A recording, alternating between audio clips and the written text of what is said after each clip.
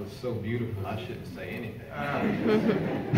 Tell you my name's Ceasar, I'm the middle child, and my daddy was awesome in what they said. But I'm glad I took notes because all I heard from my sister was that my dad bought a car. And I'm thinking, he bought me a car when I went to college, but then I went to the Philippines for a couple of years. When I came back, he sold the car. He didn't buy me another car. That's okay. I knew he loved me anyway. Before I get into what I wanted to say, I wanted to thank everybody for being here. A lot of y'all came from great distances and inclement weather, and thank you all for being here. My dad would have loved to have seen your faces. As I glance amongst the crowd, I see Reddicks, and you know how my dad felt about all the Reddicks. We felt like you were an extension of our family. In every event, every reunion, my dad would show up at your house. He'd leave us. Where you going, Dad? Going to the Reddicks, going to see Uncle Elijah. And that meant a lot to us, and we understand now what that meant to him. So thank you for being here. The Watts, I know there's some Watts out here somewhere. Now, we heard your names 1,000 times in our house and didn't quite understand the relationship or the ties that my dad had to the Watts, but he thought very dearly of each and every one of you. I see ex-co-workers. I see former Marines that served with my dad in the Philippines. Heard a lot of stories last night about that I cannot share in church. But I know that you had a relationship with my dad. To Highway 195 and Lee Street, Taterland, in the house, that's right. We were born and raised in the red clay of South Georgia in Taterland. And it is amazing to see how many of you showed up in our time of need. When my mom needed you most, when my brother and sister and I needed to see some familiar faces, you all showed up. So thank you. Thank you for that. And all of Lee County and Albany, Marine Base, Dr. Hurd, Charles is out here somewhere, Ernest, all his friends, Roma Lee, everybody who showed up for my dad during this time. Thank you for that. And of course, the Brown family. It's just been remarkable to see you guys show up for my dad like this. We have been sad. It has been a tough time for all of us.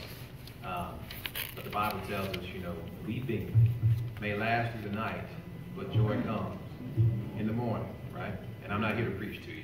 So I'm here to talk to you about my relationship with my dad. And as I thought about what it was I wanted to say, and how can I say it, and give you how my relationship translated with my dad and what that looked like, and give you the characters and the values of how I felt my dad was and what he stood for, I thought it's impossible to do that in a couple of minutes.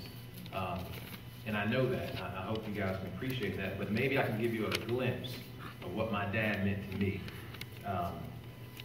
And that's all I can really afford you, so bear with me. But as I thought about what I wanted to say, I thought, man, what can I say to portray all of how I'm feeling and what my dad meant to me? I thought about driving in a couple of days ago from Arizona with my family. And my son, out of nowhere, said, I remember the first time I was sitting out in the den eating breakfast with Grandpa, and I saw his feet. And he said, I lost my appetite. And I thought, while I was driving, I thought, man, my dad would have loved to have heard that story, because my dad knew how to laugh at himself. He might pick at you, but he knew how to laugh at himself, right? And something he would say to me and my brother growing up, he would say, all right, just remember, when you grow up, you're going to be big, strong, good-looking men. You got that from me. We shake our head, we laugh, and my dad, you're crazy. But he was right. He was right. My mom had something to do with that, too. But he had a sense of humor, right? If you knew my dad, you knew he had a sense of humor. I remember one time I was driving home from college, and I had his old Chevy truck. I just wanted to drive my dad's truck to college, and I told him I'd bring it home in a couple of weeks. He said, fine, take it. So I took it up to North Georgia, and then when I was coming home through Atlanta. It was February, it was dead of winter. And I only had a couple of days to come home and see my mom and dad. And my dad knew I was coming home. This was long before cell phones. And I had car trouble in Atlanta, downtown Atlanta. Rush hour traffic, it was 4 or 5 o'clock, and I had to pull over, and I was stranded. So I went and called my dad. He got on the phone with me. He helped me troubleshoot what was wrong with the truck, and it turned out the water pump went bad.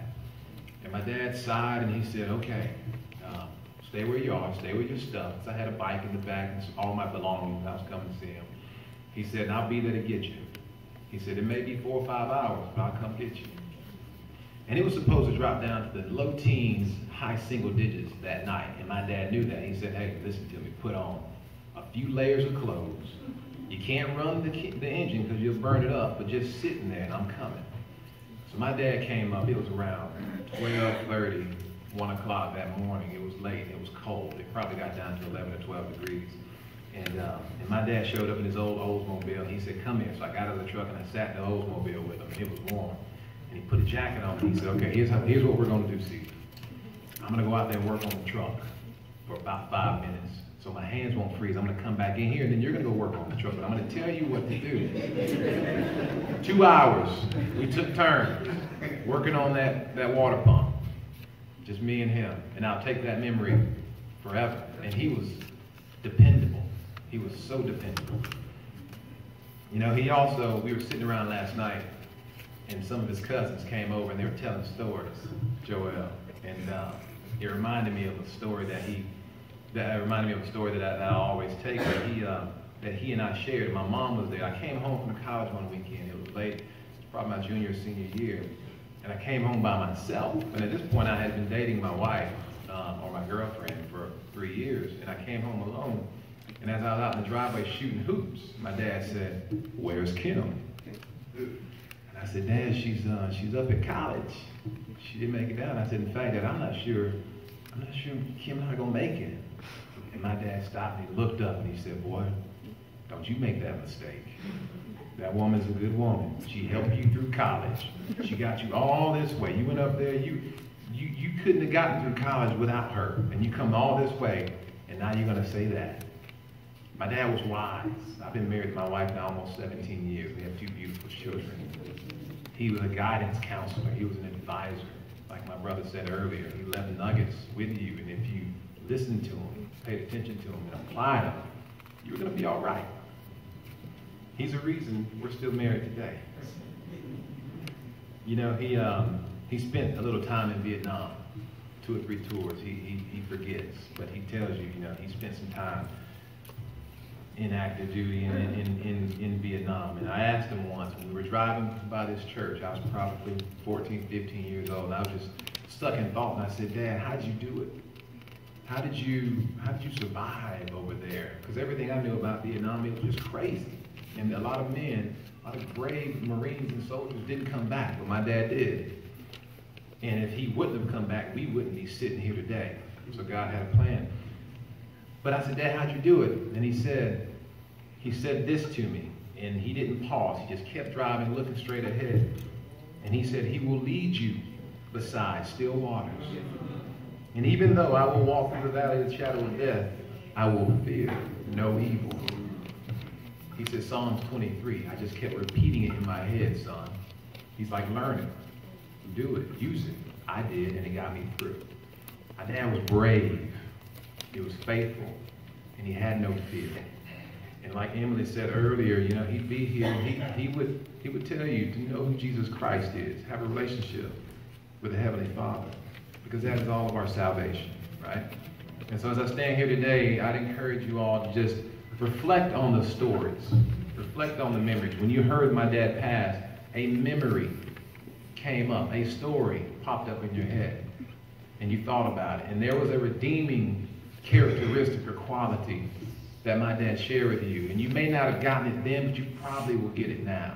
We all have those stories. Honor my dad's legacy by remembering and sharing them with others. Thank you.